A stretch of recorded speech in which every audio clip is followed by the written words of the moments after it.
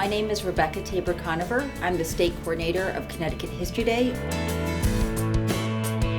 I've worked in museums for about 20 years now, and prior to coming to the old State House in Seapan, I worked for Connecticut Landmarks, where I was their Director of Education. I've also worked at the Connecticut Historical Society, the Maryland Historical Society, and Historic Charleston Foundation. Connecticut History Day is one of 57 affiliate programs of the well-known academic program National History Day. And in that program, students use an annual theme. This coming year we'll be taking a stand in history. And those students use a theme to conduct research. And the kind of cool thing about the program is that students get to choose what they want to learn. They can look at a local topic, they can look at a state topic, national or international topic. Why I love Connecticut History Day is really because it's the type of program I wish I could have done when I was a young person. I was in school, I loved history, and there was really kind of no medium to delve into that love of history further. And the thing that I think is really exciting about the program is that students who participate get to choose their own learning. They get to choose what they're going to study, and any interest that you have, whether it's music or art or civil rights, everything has a past. So when students come to me and say, oh, I can't think of a topic, I'll ask them, well, what are you interested in? You like music? Well, there's a history to it. And so I love that students can really pursue their own interests and generate their own experience. There's a lot of creativity involved with History Day. And so a student maybe doesn't love history, but they love to do performances. This is a great framework for them to really participate, learn, and thrive. And when you go to nationals and see close to 3,000 students who are on fire for History Day, it's a really amazing experience. History Day really helps students in Connecticut by encouraging them to develop really important skills that they're going to use throughout their life. Some of those are fairly basic. You have students who are getting a spark of interest, that they're interested in the world around them. That's a really important thing that we want our future citizens to have. And that leads to students getting outside of themselves. One of my favorite things about students doing research is oftentimes they have a chance to interview an expert or someone who was involved in the topic that they're researching. So a sixth grader could be emailing or calling a scholar, and that's a great experience for building self-confidence in themselves. The other thing I think is really neat about History Day is the relationships that build. It could be at the state contest where kids from different parts of the state meet each other at nationals. I know from some of our students, they've made friends that they've kept in touch with for many years to come at the national contest, because with the internet and Facebook, it's so easy. But students really do have this opportunity to kind of get outside their own community and to see more of the world around them.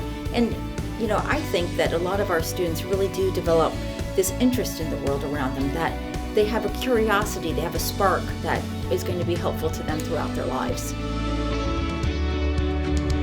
One of the real keys of Connecticut History Day and our leadership of the program is that we work collaboratively with the Connecticut League of History Organizations and ConnecticutHistory.org, along with numerous different heritage organizations throughout the state.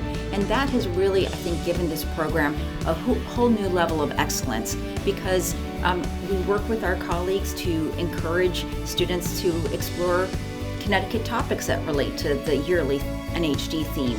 So that's getting students out in the field doing research. And I will sometimes get these excited emails from my colleagues saying, I had a History Day student come and do research today. And these folks from heritage organizations are also really important when it comes to the contest experience, because come springtime, I'm looking for volunteers who can judge. And so we look for all types of people, whether it's educators or people who are experts in fields like documentaries or website design, but we really need that historian piece of the pie in a judging team. And what's really neat is that History Day contests have kind of become an opportunity for folks in the heritage community to meet up with one another and catch up. It's very encouraging for those folks who really have a love of history to see younger people really embrace what they're studying and embrace the past. So when the Connecticut Public Affairs Network took over History Day in 2011, this program has really grown since that time, and it's grown in a number of ways. One of them, most importantly perhaps, is in the number of students participating. We now have well over 5,000 students every year who do a History Day project within the state of Connecticut. And so we have, in that same time, more than doubled the number of schools participating in the program to about close to 100. I think one thing that's been really exciting is to see the quality of the program as it's grown and improved. And many longtime teachers have commented to me about how much better the projects are that we're seeing at the state contest now. And that's resulted in really a good run of national prizes. Now, last year we had 2 first place winners. We also had a third project that won 2 special prizes, and we've had a run of about 5 years, touch wood, of students from Connecticut winning a national prize. That's really impressive because you're talking about a small state with about 5,000 kids participating, and there are some states like Minnesota, which has 30,000 participants. Florida has 40,000. So the fact that we win anything at the at the national contest is really exciting.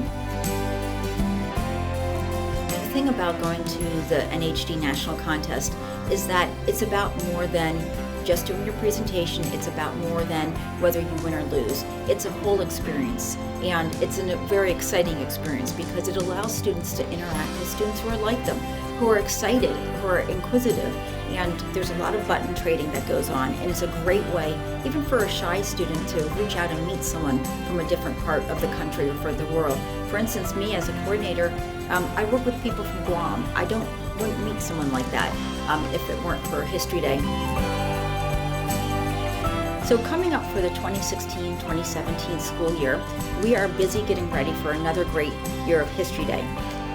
Primarily what we're doing right now is we're planning for the fall, and probably the most important thing we're doing is creating a list of Connecticut topics that relate to this year's NHD theme of taking a stand in history. And so there will be a lot of great ideas for students to look at in the next couple of months and come up with an idea for their project. We're also planning a kickoff workshop for Saturday, October the 15th at Central Connecticut State University. And we're super excited because Mr. History himself is coming. Tim Hoogland, the state coordinator of Minnesota, who's been doing this 30 years, is going to come and do a whole workshop that students, parents, and teachers can participate in. And we also really encourage teachers who are thinking about History Day, want to get their kids excited, to contact us because we'll come out and do a free workshop for you to introduce History Day to your students. So all in all, we're really looking forward to an awesome year ahead. Thanks everyone for watching and for your interest in Connecticut History Day. To learn more about the program, check out our website at historydayct.org and make sure to follow us on Facebook, Twitter, and Instagram. Thanks for watching. Bye-bye.